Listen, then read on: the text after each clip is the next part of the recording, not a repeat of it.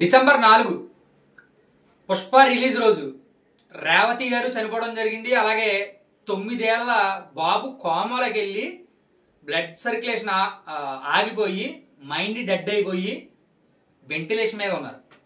అయినా దాని గురించి ఎవరో పట్టించుకునే వాళ్ళు లేరు. అల్లు అర్జున్ గారిని ఒక్కరోజు స్టేషన్ తీసుకెళ్లేందుకు సినీ పరిశ్రమ మొత్తం అంతా కదిలొచ్చి అల్లు అర్జున్ గారిని పలకరించడం జరిగింది. కానీ ఆ బాబుని ఎవరైనా పలకరించారా? దాని గురించి ఎవరో మాట్లాడరు. సోషల్ మీడియాలో కూడా పబ్లిసిటీ అవ్వదని చెప్పి అందరూ అనుకున్నారు. కానీ తెలంగాణ సీఎం రేవంత్ రెడ్డి గారు మాత్రం అసెంబ్లీలో ఆయన నోరుని మెదపడం జరిగింది. పుష్ప గురించి, అల్లు అర్జున్ గారి గురించి, అలాగే పుష్ప మూవీ టీం గురించి గట్టిగా ప్రస్తావించడం జరిగింది. పోలీసులు యాజమాన్యం అప్పుడు ఎలా పనిచేశాయో వివరించడం జరిగింది. క్లియర్గా ఎక్స్ప్లెయిన్ చేస్తాను. ఈ వీడియో లాంగే ఉండదు. ఈ వీడియోని ఎవరు స్కిప్ చేయొద్దు. ఇది సోషల్ మీడియాలో హల్చల్ చేస్తుంది కాబట్టి దీని మీద వీడియో చేయడం జరుగుతుంది. 4వ తారీఖు బెనిఫిట్ షోకి పర్మిషన్ ఇచ్చిన రేవంత్ రెడ్డి గారి ప్రభుత్వం ఎటువంటి పర్మిషన్ లేకుండా సంధ్యా థియేటర్ 2500 మంది క్రౌడ్, 2 థియేటర్లకి సరిపడే మెయిన్ గేట్ మాత్రం ఒకటి ఉంటుంది. అవుట్ దాని నుండి అవ్వాలి, ఇన్ను దాని నుండి అవ్వాలి. అప్పటికి సంధ్యా మూవీ థియేటర్ యాజమాన్యం పోలీస్ స్టేషన్కి లెటర్ రాయడం, వాళ్ళు వద్దు క్రౌడ్ అనేది ఎక్కువ ఉంటుంది వద్దు అని చెప్పి అనడం. అయినా అల్లు అర్జున్ గారు వినిపించకుండా తన ప్రైవేట్ ఆర్మీని, అంటే దాని మీన్స్ ఏంటంటే ప్రైవేట్ సెక్యూరిటీని పెట్టుకోవడం. సరే వెళ్ళిన వాళ్ళు మెదలకుండా వెళ్ళిపోయి థియేటర్ దగ్గర కారు ఆపుని దిగితే అంత క్రౌడ్ వచ్చేది కాదు. కానీ ఆ టైంలో రోడ్ షో చేయడం, అందరికీ చేయి ఊపడం, అక్కడ ఉన్న చుట్టుపక్కల ఉన్న థియేటర్లు, 8 థియేటర్లో ఉన్న ప్రజలందరూ ఒకేసారి రోడ్డు మీదకి వచ్చేయడం, అక్కడ ట్రాఫిక్ జామ్ అయిపోవడం. ఆయన గేట్ దగ్గర దిగి వెళ్ళే సమయంలో బౌన్సర్స్ ఆగడం. ఆ తొక్కిసలాటలో రేవతి పేరు చనిపోయింది. ఆవిడ 9 సంవత్సరాల కుర్రోడు బ్రెయిన్ డెడ్ అయ్యి హాస్పిటల్లో చికిత్స పొందుతున్నాడు. దీని గురించి ఎవరో మాట్లాడలేదు ఇప్పుడు దాకా. దీని గురించి ఎవరో మాట్లాడరు. ఇప్పటికీ 14 రోజులైంది, 15 రోజులైంది అబ్బా. కానీ ఆ పిల్లోడిని ఎవరో పలకరించడానికి హాస్పిటల్కి కూడా వెళ్ళలేదు. రేపు పొద్దున్న పిల్లోడు లెగిచి మా అమ్మ ఎక్కడ అని అడిగితే వీళ్ళ సమాధానం ఏం చెప్తారు? కనీసం మూవీ ప్రొడ్యూసర్ కూడా వెళ్ళాలి కదా, లేదంటే మూవీ హీరో అన్న వెళ్ళి పలకరించాలి కదా, లేదంటే వాళ్ళ ఇంట్లో ఉన్న సభ్యులందరాన్ని పలకరించాలి. ఏ అల్లు అర్జున్ గారిని అయితే పలకరించడానికి వెళ్ళిన సినీ ప్రముఖులు ఎవరైతే ఉన్నారో వాళ్ళందరూ వెళ్ళి ఆ బాబు ఎలా ఉన్నాడో పలకరించాలిగా. కానీ పలకరించలేదు.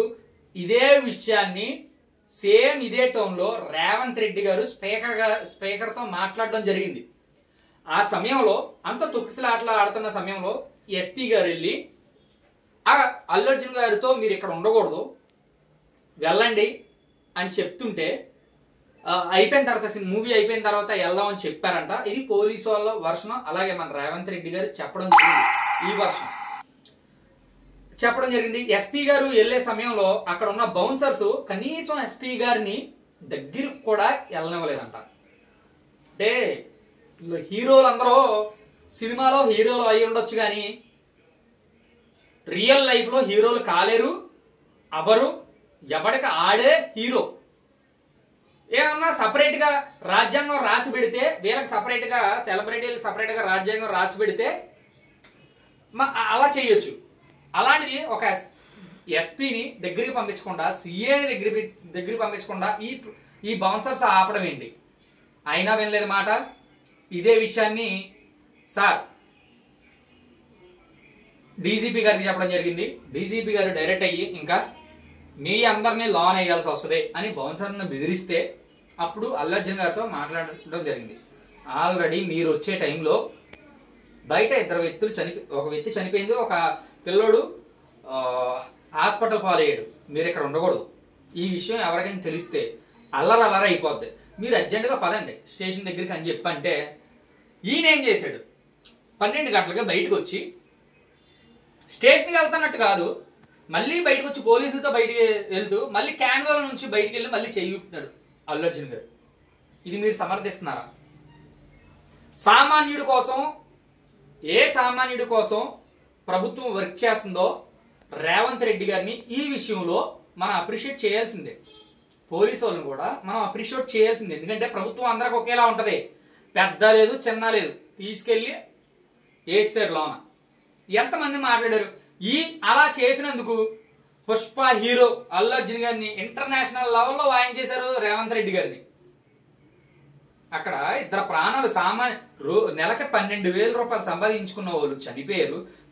ప్రజల చేత, ప్రజల కొరకు, ప్రజలతో నిర్మించబడినదే ప్రజారాజ్యం. అదే మన ప్రజాస్వామ్యం. అలాంటి వ్యవస్థ మీద ఎంత చిన్న చూపు అయితే అలాగా, ఎంత డబ్బులు ఉంటే ఏం లాభం అని నిరూపించి ఈరోజు అసెంబ్లీలో ఉగ్ర రూపం చూపించారు రేవంత్ రెడ్డి గారు. ప్రభుత్వం ఎవరికైనా ఒకేలా పనిచేస్తుంది. ఈ పరిశ్రమలో ఉన్న వాళ్ళు, పుష్ప సినిమా రిలీజ్ అయిన తర్వాత టీం కానీ లేదంటే ఎవరైనా వెళ్ళి ఆ బాబుని పలకరించారా? పలకరించలేదు. ఆ రోజు నా ప్రభుత్వమే టికెట్లు ధరలు పెంచింది మేమే. ఒక్కొక్క టికెట్ 3,000 రూపాయలు ఉంది. ఈ రోజు అంత లాభాల్లో నడుస్తుంది సినిమా. కనీసం వెళ్ళి మూవీ టీం వాళ్ళు సానుభూతి తెలిపారా అని చెప్పి గట్టిగా అడగడం జరిగింది.